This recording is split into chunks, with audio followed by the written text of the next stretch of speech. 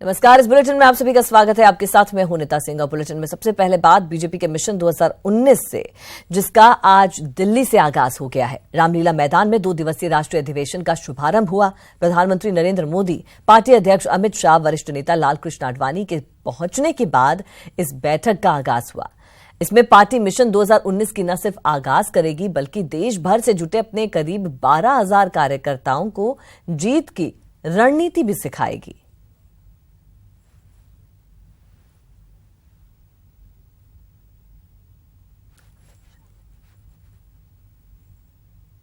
और चलिए अब आपको सीधी तस्वीरें दिखाते हैं रामलीला मैदान से, जहां पर बीजेपी के राष्ट्रीय अध्यक्ष अमित शाह क्या कुछ कह रहे हैं, जरा सुनिए। घोटालों, भ्रष्टाचार से भरा हुआ है और आप हमारे सरकार पर आरोप लगा रहे हो।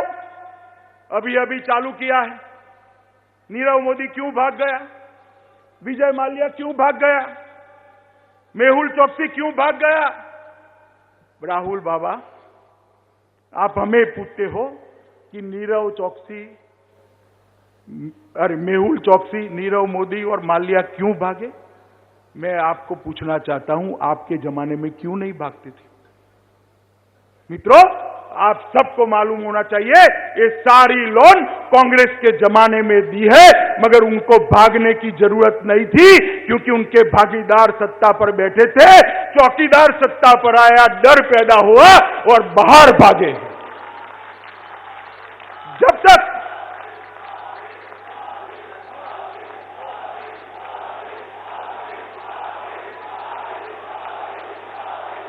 मित्रों, देश की जनता भी आपकी तरह मोदी मोदी मोदी कर रही है। यही सफलता है हमारी 5 साल की सरकार की। मित्रों, ये सारे लोग जो भागे हैं,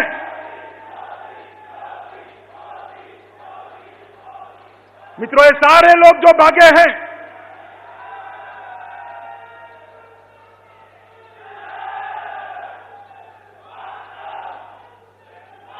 मित्रों ये सारे लोग जो भागे हैं, मैं भारतीय जनता पार्टी के करोड़ों कार्यकर्ता और देश के 100 करोड़ मतदाताओं को आश्वस्त करने आया हूं। ये भारतीय जनता पार्टी की सरकार है। हमारी सरकार में किसी की भागीदारी नहीं है। चौकीदार सब चोरों को पकड़कर लाएगा। समय का ही बस अब सवाल है। हमने कानून ऐसे बनाए हैं, हमने कानून ऐसे बनाए, वो भाग ही नहीं सकते।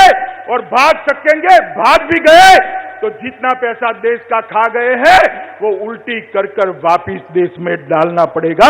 इस प्रकार के कानून भारतीय जनता पार्टी के नेता नरेंद्र मोदी जी ने लगाए। मित्रों, भारतीय जनता पार्टी की सरकार ने हर क्षेत्र के अंदर बहुत बड़े काम किए हैं। कृषि के अंदर कई सालों से एक मांग थी कि किसानों को 1.5 गुना अपनी फसल का दाम मिलना चाहिए। 2006 से रिपोर्ट आकर पड़ी थी, कांग्रेसियों के माथे पर जू नहीं रही थी। नरेंद्र मोदी सरकार ने एक फैसला किया, रबी और खरीफ दोनों फसलों को अपनी लागत से 1.5 गुना समर्थन मूल्य देने का फैसला ये भारतीय जनता पार्टी की सरकार फैसला करे हुए 6 महीना हुआ है। दुनिया को मालूम है और सवाल उठाए जा रहे हैं, ये छूट गया, वो छूट गया। मैं राहुल बाबा एंड कंपनी को चैलेंज देना चाहता हूं, शरद पवार जी को भी चैलेंज देना चाहता हूं। आपके समय में आपकी सरकारों ने खरीदा हुआ किसान का उपज, उसका मूल्य, इसके किलोग्राम में संख्या, किसी भी पैरामीटर से नरेंद्र मोदी सरकार के साथ तुलना करो, 8 गुना ज्यादा खरीदी ये भारतीय जनता पार्टी की सरकार ने। आप कभी जिस क्रॉप के बारे में सोचते नहीं थे, बाजरा हो, मक्का हो, दलहन हो, तिलहन हो, रागी हो, इस प्रकार के क्रॉप के बारे में सोचा नहीं था। इसको भी 1.5 गुना भाव समर्थन मूल्य देने का निर्णय भारतीय जनता पार्टी की सरकार ने। मगर मित्रों, 17-18 क्रॉप गेहूं और धान में कहीं फरियाद नहीं। गुजरात, महाराष्ट्र जैसे राज्यों ने और भी शुरुआत करी है, मध्य प्रदेश में हमारी सरकार थी, हमने भी शुरुआत करी, मगर कुछ क्रॉप ऐसे हैं जिनकी खरीदी की व्यवस्था, भंडारण की व्यवस्था, क्रय की व्यवस्था, विक्रय की व्यवस्था, ये सारी व्यवस्था करने में एक आध साल जाता है। और आप हमें सवाल पूछ रहे हो? आपने तो भाव भी नहीं दिए थे, आपने तो दाम भी नहीं बढ़ाए थे, हमने दाम भी बढ़ाए, खरीदी भी करी, और जो छूट गया है वो मोदी जी चुनकर आने के बाद फिर से समाप्त करने वाले हैं देश के किसानों की। मित्रों, चाहे कृषि हो, एक प्रस्ताव आने वाला है, मैं ज्यादा विगत में नहीं बोलूंगा, चाहे पिछड़ा समाज हो, चाहे दलित समाज हो, आदिवासी हो, अगड़ा हो, युवा हो, महिला हो, ये सारी जगह भारतीय जनता पार्टी की सरकार ने इनके भले के लिए, इनके विकास के लिए तेज गतिविधियां करी है। चाहे गांव हो, चाहे शहर हो, चाहे इंफ्रास्ट्रक्चर हो, चाहे एग्रीकल्चर हो, चाहे एविएशन हो, चाहे रोड ट्रांसपोर्ट, चाहे नदी के अंदर जलमार्ग बनाना हो, चाहे दरिया के अंदर नए पोर्ट बनाने हो, हर जगह हमने विकास की एक गति बढ़ाई है।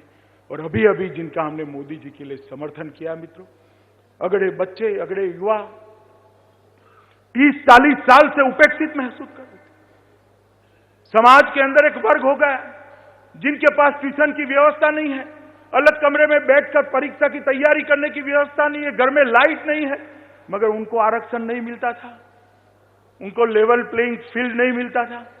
नरेंद्र मोदी सरकार ने अगड़ा समाज के युवाओं के लिए नौकरी और शिक्षा में 10% आरक्षण कर बहुत बड़ा ऐतिहासिक कदम उठाया।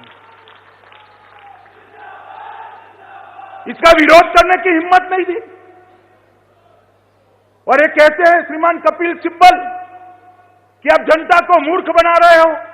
कपिल सिब्बल साहब, कांग्रेस का चुनाव घोषणा पत्र उठाकर देख लीजिए, आपने भी यह वादा किया था, तो क्या जनता को मूर्ख बनाने के लिए किया था क्या? जब हम कर रहे हैं तो विरोध करना है और आप में करने का दम नहीं है। इस प्रकार से राजनीति नहीं चलती है, इस प्रकार से राजनीति नहीं चलती। मित्रों, देश की अर्थव्यवस्था 2014 में 9वें नंबर पर छोड़कर गए थे। अटल जी के बाद एक पायदान भी नहीं बढ़े, 5 ही साल में 9वें नंबर पर से 6ठे नंबर पर आए हैं और परिणाम घोषित होने के पहले 5वें नंबर पर पहुंचने की पूरी संभावनाएं हैं।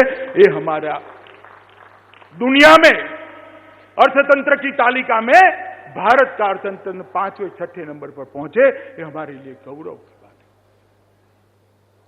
दुनिया में सबसे तेजी से बढ़ने वाला अर्थतंत्र आज हम बनकर खड़े हैं।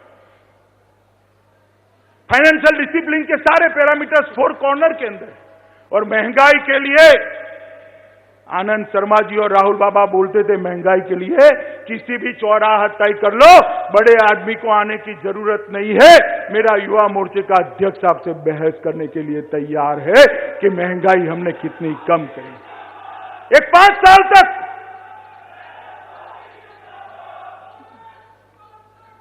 एक 5 साल तक गिने चुने मौके छोड़कर हमने महंगाई को काबू लिया है मित्रों। और मैं मानता हूं, बैंकों की बैलेंस शीट को स्वच्छ करने का जो अभियान लिया है, मैं देश के प्रधानमंत्री और वित्त मंत्री जी को अभिनंदन देना चाहता हूं कि हम सरकार चलाने के लिए नहीं आए हैं, हम देश को सुधारने के लिए आए हैं, देश को आगे बढ़ाने के लिए आए हैं, देश के अर्थतंत्र को गति देने के लिए। मित्रों,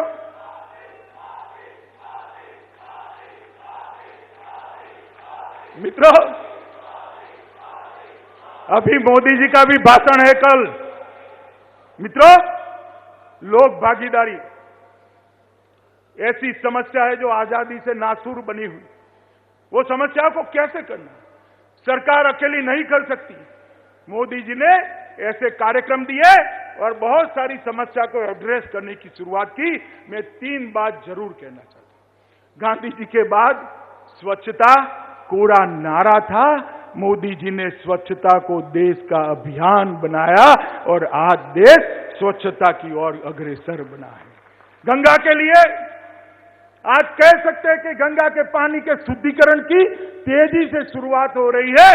मैं आप सबको कहना चाहता हूं, कुंभ में जाकर प्रयागराज में डुबकी लगाइए, शुद्ध और निर्मल मां गंगा के पानी के अंदर आपको डुबकी लगाने का पुण्य मिलेगा। बेटी बचाओ बेटी पढ़ाओ, किसी सरकारों ने इसको हाथ में नहीं लिया।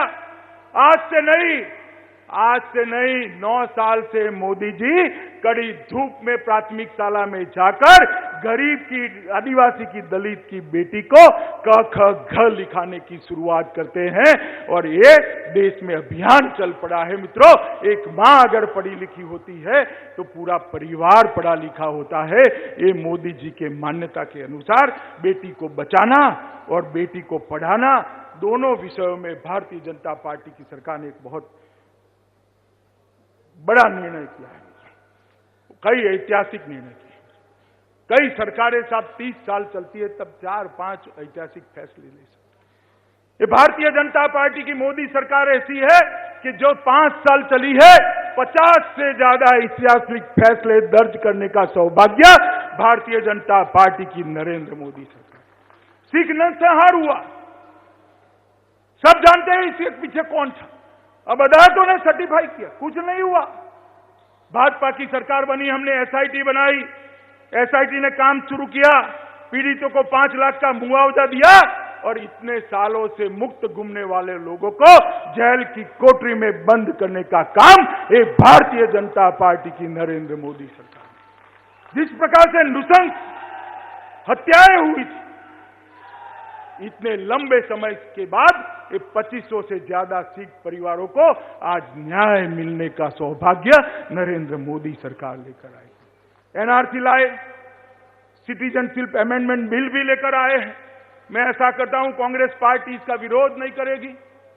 अफगानिस्तान, बांग्लादेश, पाकिस्तान में पार्टीशन के वक्त जो हिंदुओं की, क्रिश्चियनों की, जैनों की, बुद्धों की, सिखों की जनसंख्या थी, इसमें तेजी से गिरावट आई। क्यों आई? क्योंकि के साथ समानता से व्यवहार नहीं हुआ, प्रताड़ना हुई, धार्मिक अपमान हुआ, शोषण किया गया, सामाजिक अपमान हुआ। वो बेचारे शरण में भारत में, उनको भी घुसपैठिया मान लिया गया। कोई कानून नहीं था। भारतीय जनता पार्टी की नरेंद्र मोदी सरकार ने तय किया है मित्रों कि बांग्लादेश, अफगानिस्तान और पाकिस्तान से सिख, बौद्ध, क्रिश्चियन, जैन और हिंदू जितने भी शरणार्थी बनकर आए हैं वो सारे हमारे मेहमान हैं। हम उनको सिटीजनशिप देने का फैसला ये भारतीय जनता पार्टी। मित्रों, ये फैसला ऐसा है सदियों में एक बार होता है। एक लाकर सिटीजनशिप एक्ट को सुधारना, 15 साल तक किसी की राह देखने की जरूरत नहीं है। तुम आ गए, अपने देश में आए हो, अब नागरिक बनके समकक्ष समर्थता के साथ जियो। इस प्रकार का बात। ट्रिपल तलाक, हज सब्सिडी, नोटबंदी, जीएसटी, ढेर सारे फैसले, बहुत बड़ा एक प्रकार का परिवर्तन देश के अंदर लाने का काम किया है। और जब ये फैसलों के लिए हमारे मीडिया के मित्र कहते हैं कि इसका विरोध होगा, इसका ये होगा, इसका वो होगा, इसका विरोध हो रहा है, मैं आपको बताना चाहता हूं, नरेंद्र मोदी सरकार ने कभी लोगों को अच्छे लगे ऐसे फैसले नहीं लिए हैं। लोगों के लिए अच्छे हो ऐसे फैसले हमने दृढ़ता के साथ किए। चुनाव जीतने के लिए हम राजनीति के अंदर नहीं हैं। हमने जो फैसले लिए हैं देश के स्वर्णिम भविष्य के लिए है कि ये है, और किसी को चिंता करने की जरूरत नहीं है। 125 करोड़ देशवासियों को आज भी नरेंद्र मोदी जी पर जो भरोसा था वो अक्षुण्ण है, बल्कि बढ़ा है, आगे बढ़ा है। मित्रों, सुभाष बाबू को भुला दिया गया। 65,000 जो पुलिस जवान मारे गए, उसको उनके लिए स्मारक बनाया गया। अंडमान निकोबार के 3 द्वीपों को सुभाष, शहीद और स्वराज नाम देकर पहली बार एक परिवार के वर्तुल से अपने सम्मानीय नेता को बाहर निकालने का काम किया। करतारपुर साहिब कॉरिडोर, सब अभिनंदन देते हैं मोदी जी को, कांग्रेसी भी देते हैं अभिनंदन। मैं पूछना चाहता हूं, करतारपुर साहिब कितना दूर है हिंदुस्तान की सीमा से? कितना दूर है? ज्यादा से ज्यादा 5 किलोमीटर दूरबीन से दिखता है। जब विभाजन किया, आप सत्ता में थे, करतारपुर साहिब क्यों छोड़ दिया? देश के करोड़ों लोग ये सवाल पूछ रहे थे। उस वक्त करतारपुर साहिब भारत में क्यों नहीं ले आए? आप नहीं ले आए। मगर आज जिसको भी करतारपुर साहिब पर मत्था टेकना है, मोदी जी ने कॉरिडोर की व्यवस्था कर करोड़ों श्रद्धालुओं को अपनी श्रद्धा व्यक्त करने का एक उज्जवल मौका दिया। स्टैच्यू ऑफ यूनिटी देश के करोड़ों किसानों के पास से उपयोग किया हुआ लोहा 2013 से इकट्ठा करना शुरू किया और विश्व की सबसे ऊंची प्रतिमा भारत को जिसने एक माला के अंदर पुराया, वो लोखंडी पुरुष सरदार